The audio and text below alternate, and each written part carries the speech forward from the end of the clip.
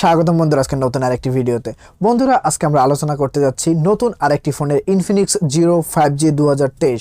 হ্যাঁ বন্ধুরা 2023 বলার একটি কারণ রয়েছে, কারণ Infinix Zero নামের আরেকটি ফোন কিন্তু গত বছর আমরা দেখেছিলাম, তো এখানে কিন্তু 2023 ব্যবহার করতে হচ্ছে। বন্ধুরা এই ফোনটির কিছু সাইড রয়েছে যেটা আমার কাছে খুবই ভালো লেগেছে এবং কিছু সাইড রয়েছে খারাপ লেগেছে বলা চলে না, তবে আর একটু ভালো করতে পারতো। কথা বলবো বিস্তারিত নিয়ে, তার আগে বন্ধুরা দেখে নিন ফোনটির লুক। ফোনটি কিন্তু খুব দারুণ লুক আমরা খেয়াল করছি। আর যথারীতি গত ফোনটির লুক ভালো ছিল, এই ফোনটিরও কিন্তু আমরা লুক দারুণ খেয়াল করছি। তিনটি কালার আমরা পেয়ে যাব, হোয়াইট, ব্ল্যাক এবং আরেকটি হচ্ছে এই অরেঞ্জ কালারের। ফোনটির লুকস এবং বাটনসের কথা যদি বলি, ফোনটিতে আমরা দেখতে পাবো 3.5mm এর headphone jack, USB Type-C speaker, noise cancellation microphone, ডান পাশে পাওয়ার বাটন এবং ভলিউম বাটন দেখা যাবে। এবং বন্ধুরা হ্যাঁ, ওই পাওয়ার বাটনই কিন্তু ফিঙ্গারপ্রিন্ট সেন্সর হিসেবে কাজ করবে। সিম কার্ড স্লট দেখতে পাবো এবং এক্সটার্নাল মেমোরি কার্ড যে রাখার যে স্লট সেটাও দেখতে পাবো। তবে বন্ধুরা এক্ষেত্রে কিন্তু আমরা 256GB এর যে ইন্টারনাল মেমোরি সেটা কিন্তু খেয়াল করছি, তারপরেও এখানে কিন্তু মেমোরি কার্ডের জন্য স্লট দেওয়া হয়েছে। এবং সবথেকে যেটা বেশি ভালো লেগেছে এর প্রসেসর। বন্ধুরা ফোনটিতে ব্যবহার করা হয়েছে MediaTek Dimensity 1080 6nm এর একটি প্রসেসর। বন্ধুরা যেরকম একটি প্রসেসর আমরা Redmi Note 12 Proতে দেখেছিলাম, হ্যাঁ বন্ধুরা ফোনটির নাম উল্লেখ করার একটি কারণ রয়েছে, সবশেষে জানিয়ে দিব। হ্যাঁ এরকম একটি প্রসেসর আমরা কিন্তু দেখেছিলাম যেটা রেটও বেশি, কিন্তু এই ফোনটি আমরা পেয়ে যাচ্ছি 20,000-এর নিচে, 19,000 সামথিং রুপিতে আমরা ফোনটি পেয়ে যাচ্ছি ইন্ডিয়ান মার্কেটে।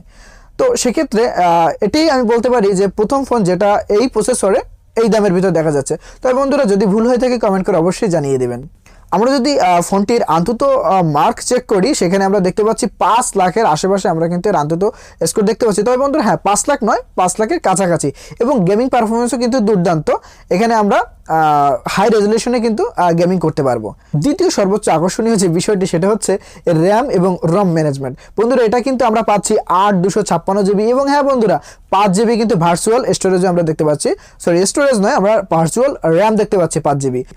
ক্যামেরা সেন্সরে ব্যবহার করা হয়েছে ট্রিপল ক্যামেরা সেন্সর, 50 মেগাপিক্সেলের একটি, 2 মেগাপিক্সেল এবং 2 মেগাপিক্সেলের আরও একটি।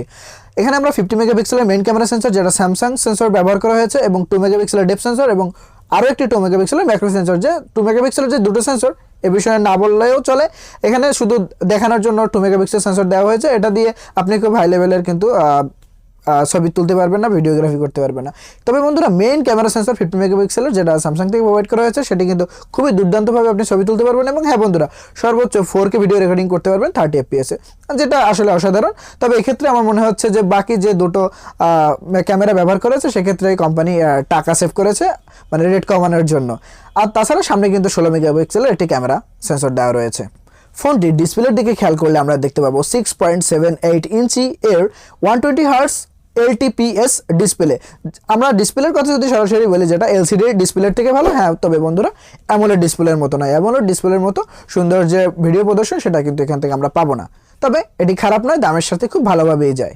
ফোনটির অপারেটিং সিস্টেমের দিকে আমরা খেয়াল করলে আমরা দেখতে পাবো Android 12 রয়েছে ফোনটিতে। তবে হ্যাঁ বন্ধুরা এটা কোনো বিষয় না, Android 12 আমরা এখনও দেখতে পাচ্ছি বিভিন্ন ফোনে, নতুন ফোনে।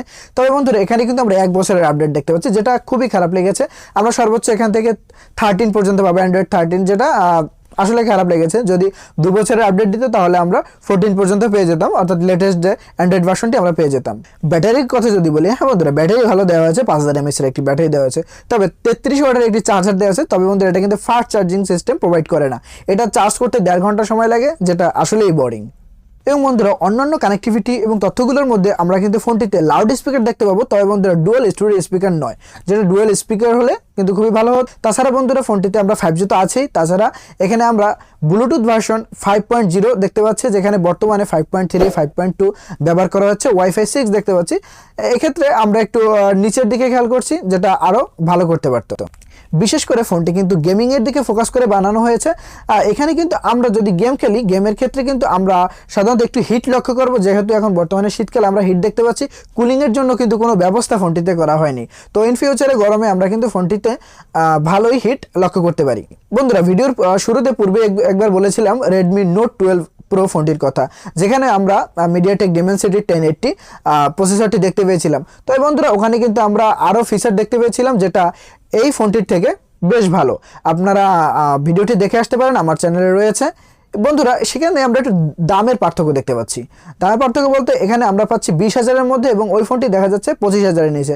যদিও অফার টপার অ্যাড করে ফোনটি 22,000-এ পেয়ে যাবেন। তো আপনারা কম্পেয়ার করে কিন্তু ফোনটি দেখতে পারেন যে রেডমি নোট 12 প্রো ফোনটি আপনাদের জন্য কেমন হবে বা ইনফিনিক্স জিরো 5G ফোনটি আপনাদের জন্য কেমন হবে। বাংলাদেশ মার্কেটে ইনফিনিক্স জিরো 5G ফোনটি কিন্তু আমরা 25,000-এর কাছাকাছি পেয়ে যাব।